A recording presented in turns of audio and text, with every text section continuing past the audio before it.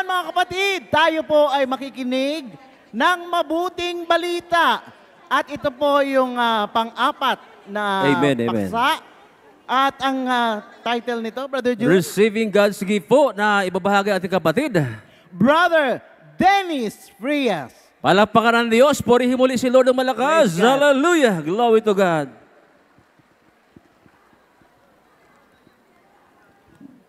Purihin natin ang Panginoon, purihin ang Diyos. Lahat ng may mga buhay, lahat ng may hininga ni Yahweh El Shaddai,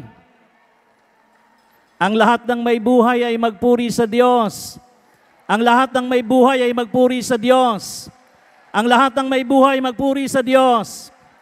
Let everything that has breath praise the Lord. Hallelujah. Sa ngalan ng Ama, ng Anak at ng Espiritu Santo. Amen. Banal na Diyos at aming Ama na nasa langit, buhay at pinakamakapangyarihan sa lahat. Ikaw ang Diyos ng buhay at ang Diyos na nagbibigay ng buhay.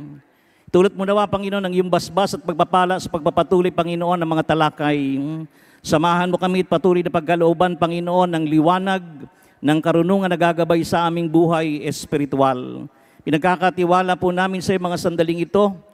Pangpatuloy din, Panginoon, magbigay papuri at parangal sa iyong banal na pangalan, sa ngalan ng Panginoong Yesus, sa ngalan ng Ama, ng Anak at ng Espiritu Santo. Amen. Amen. Amen. Amen. Amen. Sabi po sa sulat sa Aklat ng Mga Gawa, Acts chapter 1, verse 4 to 8, on one occasion while he was eating with them, he gave them this command, do not leave Jerusalem, but wait for the gift my Father promised, which you have heard me speak about. For John baptized with water, but in a few days you will be baptized with the Holy Spirit. Then they gathered around him and asked him, Lord, are you at this time going to restore the kingdom to Israel? He said to them, it is not for you to know the times or dates the Father has set by his own authority, but you will receive power when the Holy Spirit comes on you, and you will be my witnesses in Jerusalem and in all Judea and Samaria and to the ends of the earth. Brothers and sisters in Christ, the word of the Lord. Purihin nga muli natin ang malakas ang Panginoon. Come on! Nandito tayo para magpuri sa Diyos. Ialay natin mga palakpak sa Panginoon. Sabihin mo sa iyong katabi, magandang umaga, kalakbay. Magandang umaga, kalakbay. 41 taon na tayong naglalakbay. At ayon sa ating tema, katulad ng paglalakbay ng mga Israelita, pagkatapos ng 40 taon, sila'y pumasok na sa lupang pangako. Gaya din po ng ating napakinggan sa pagbasa, ang regalo ay isang pangako. At ang Panginoong Hesukristo mismo ang nagsabi sa kanyang mga alagad, wait for the gift my Father has promised, which I have spoken to you. Brothers and sisters in Christ, ngayong gabi ay araw ng katuparan ng mga pangako. Araw ng katuparan ng mga pangako. Araw ng katuparan ng mga pangako. At ang lahat ng umaasa sa pangako ng Diyos ngayong araw na ito, ibibigay ng Diyos ang regalong kanyang ipinangako. Sino po ang gusto ng regalo? Yung malakas, sino ang gusto ng regalo?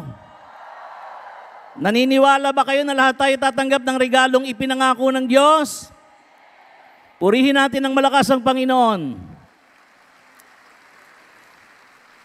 Napakinggan natin ang mga tema tinalakay, pag-ibig ng Diyos, na naging daan upang tayo ay iligtas. At ito ay nagbunga ng isang bagong buhay.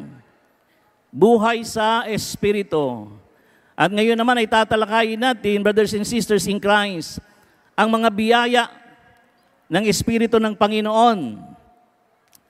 Alam niyo po, nung ako po ay nasa Israel, kapag bumibili po kami, humihingi po ako ng matana. Sabihin niyo matana. Sabihin niyo matana. Ang ibig sabihin ng matana, regalo. Matana means gift. Dito makikita natin, brothers and sisters in Christ, ang sabi po dito ay gift. Hindi po siya plural, singular po siya. Amen po?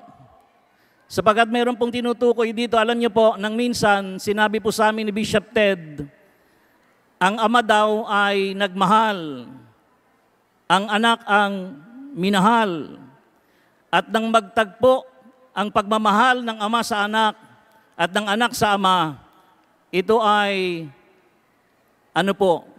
ang persona ng banal na Espiritu. The love of the Father and the love of the Son given to us is the Holy Spirit. Kaya ang sabi po ng Romans 5:5, and hope does not disappoint, because God has poured out His love to us through the Holy Spirit He has given us.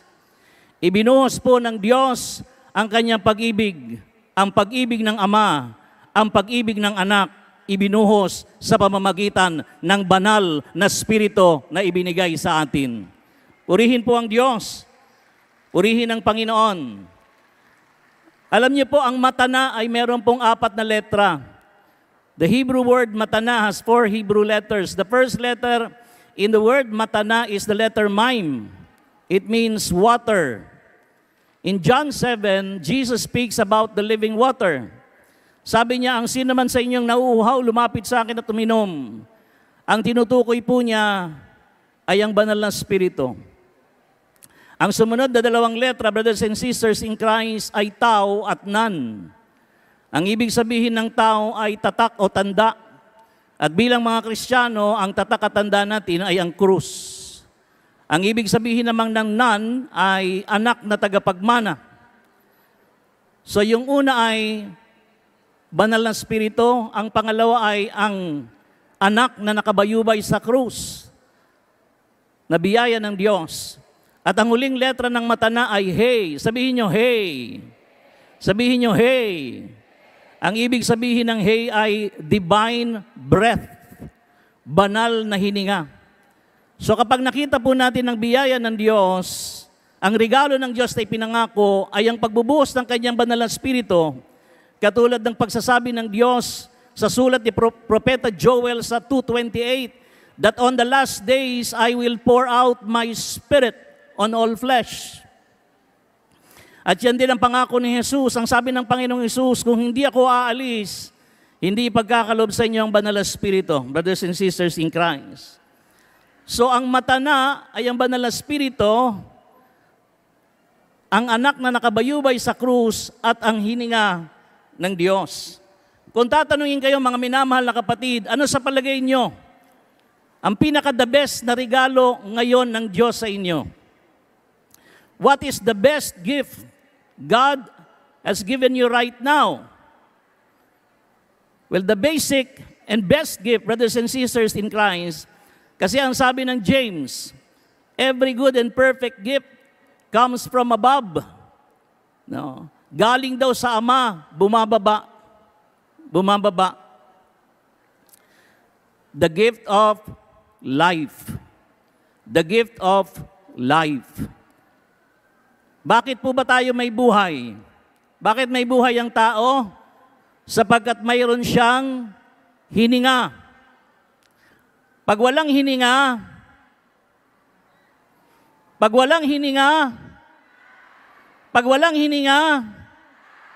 kaya makikita natin yung lupa, nung hulmahin ng Diyos, hiningahan niya, nagkaroon ng buhay sa Genesis. And during the resurrection of the Lord, when He appeared to His disciples, He told His disciples, He breathed on them and said, receive the Holy Spirit. Receive the Holy Spirit. Kung ang Diyos ang tagapagkaloob ng regalong pinakamainam, Sinasabi din ng Biblia, kung kayo na masasama, marunong magbigay ng mabubuting regalo sa inyong mga anak. If you then, though you are evil, know how to give good gifts to your children, how much more will the Heavenly Father give the Holy Spirit to those who ask Him? Kapag hiningi daw natin sa Ama, ibibigay ng Ama ang banal na Espiritu. Sino po ang nangangailangan sa Espiritu ng Diyos? Sino po nangangailangan sa Espiritu ng Diyos? Amen. Bibigyan ko kayo ng 3 siyam. Nakikinig ba kayo? Bibigyan ko kayo ng 3 siyam. Anong Brad 3 siyam? The 9 symbols of the Holy Spirit, the 9 fruits of the Holy Spirit, and the 9 gifts of the Holy Spirit, brothers and sisters in Christ. Okay. The gift of life is God's breath. It is the ruach of Elohim, the breath of God, brothers and sisters in Christ. Pangako ng Diyos at regalo ng Diyos na inihayag ng ating Panginoong Jesucristo. Now, anong meron sa number 9? What is the significance of the number 9 in the Bible? It says, the number 9 often symbolizes divine completeness, finality, and spiritual maturity. It can represent the end of a cycle, the completion of God's work, and the manifestation of divine fullness. Additionally, it is associated with God's judgment and can signify the culmination of a process of event. Kaganapan, kakumpletuhan, katulad ng inihahayag ng numerong 40 o 40. Kaganapan. At ngayon ay tatanggapin naman natin ang biyaya ng Diyos. Gusto niyo bang tanggapin ang regalo ng Diyos? Gusto niyo bang tanggapin ang regalo ng Diyos? Okay.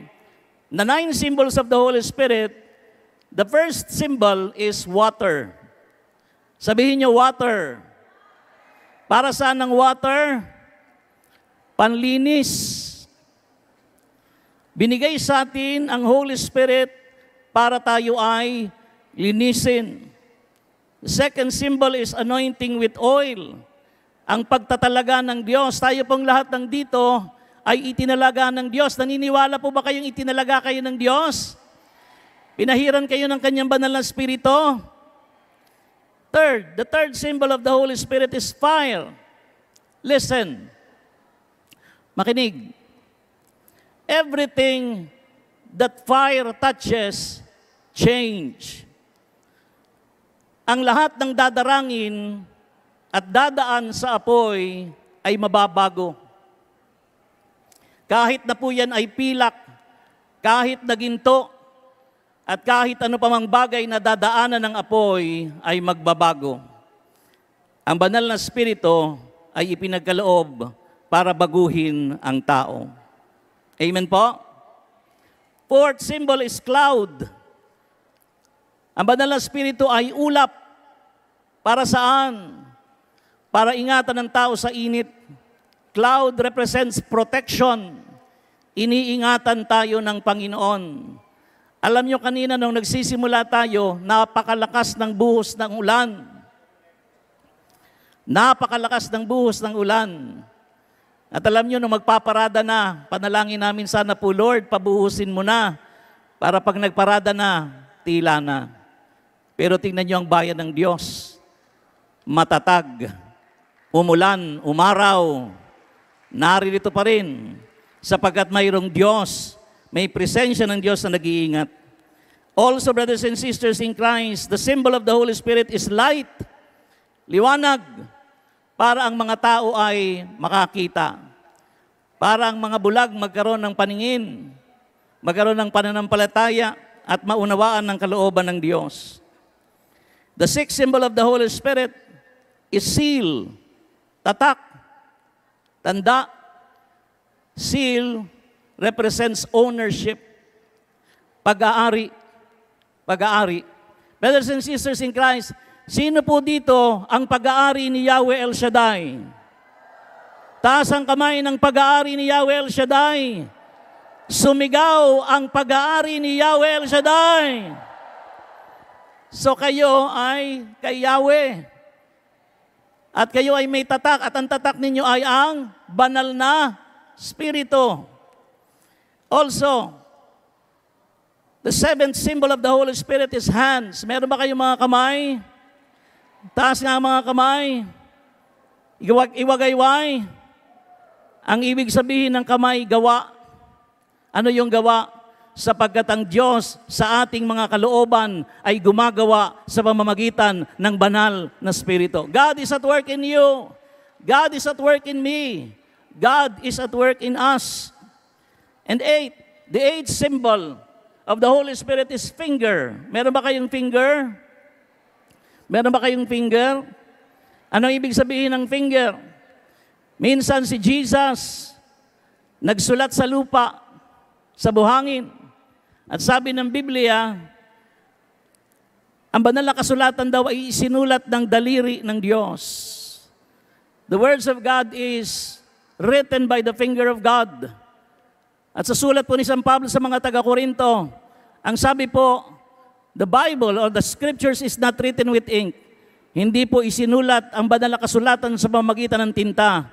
Isinulat po ang salita ng Diyos sa pamamagitan ng banal na Espiritu. Amen? And the last symbol, brothers and sisters, in Christ, of the Holy Spirit is dove. Kalapati. Nakita natin ang bumaba sa Panginoong Hesukristo ang kalapati nung siya'y binyagan. Tanong, bakit kalapati? Nakakita na po ba kayo ng kalapati? Di ba may pagkakataon nagpalipad tayo ng mga kalapati? Bakit po kalapati? Kalapati, kasi yung kalapati marunong umuwi.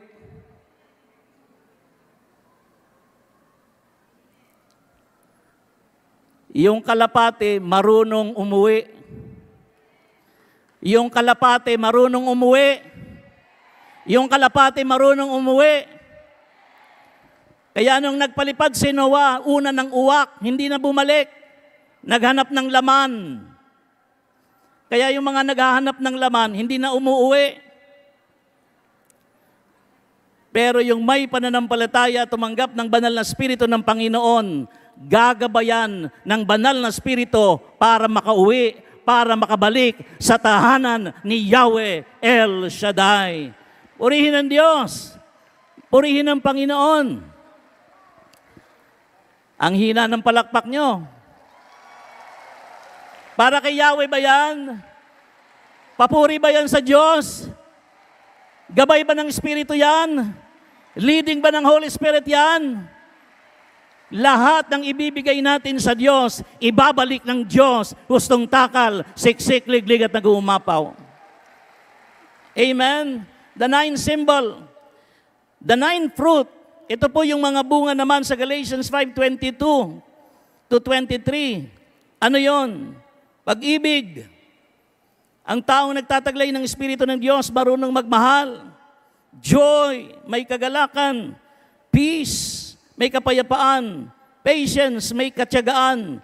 Kindness, may kabutihan. Goodness, may kabaitan. Faithfulness, may katapatan. Gentleness, may kaamuhan. And may self-control. See, this is what the Holy Spirit does sa isang tao.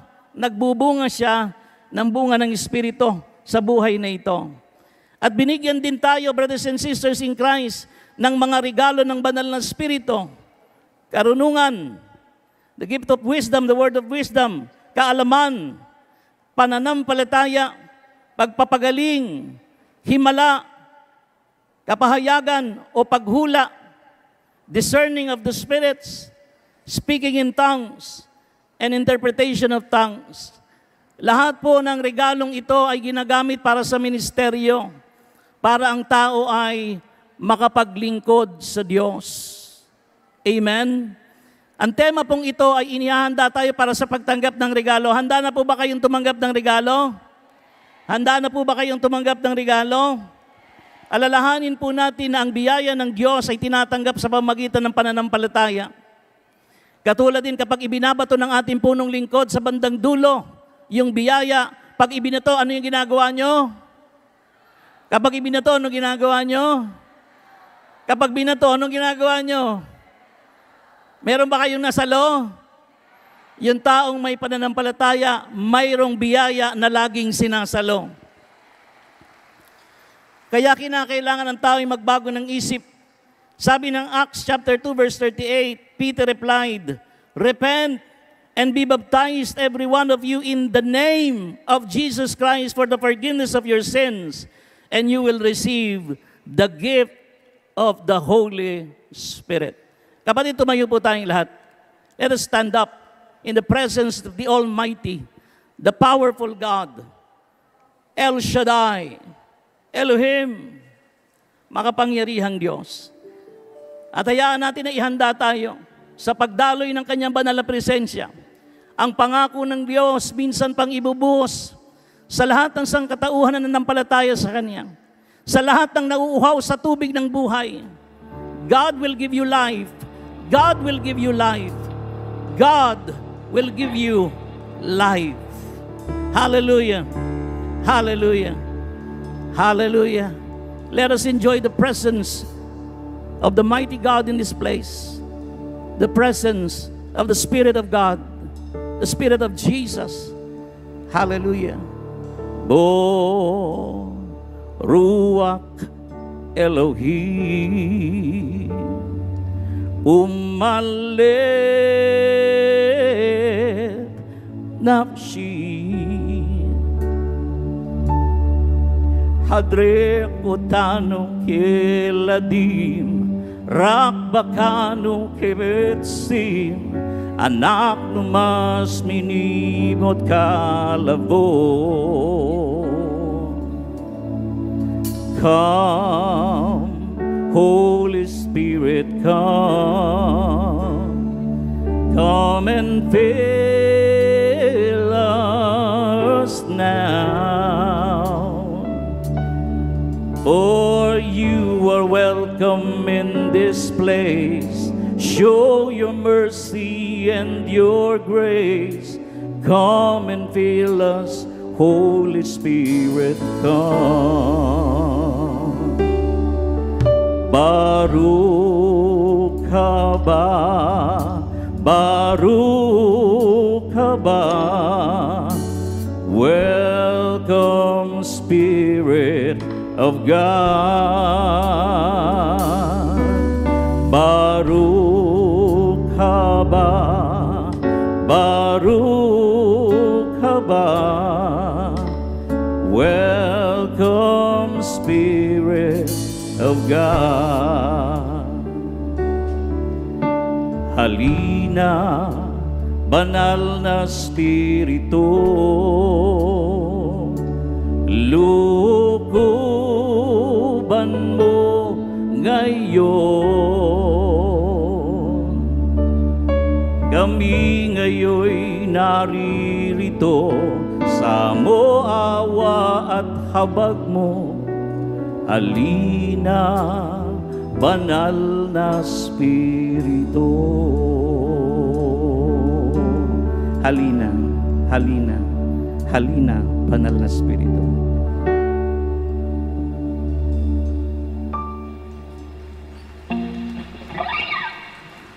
Praise God. Hallelujah.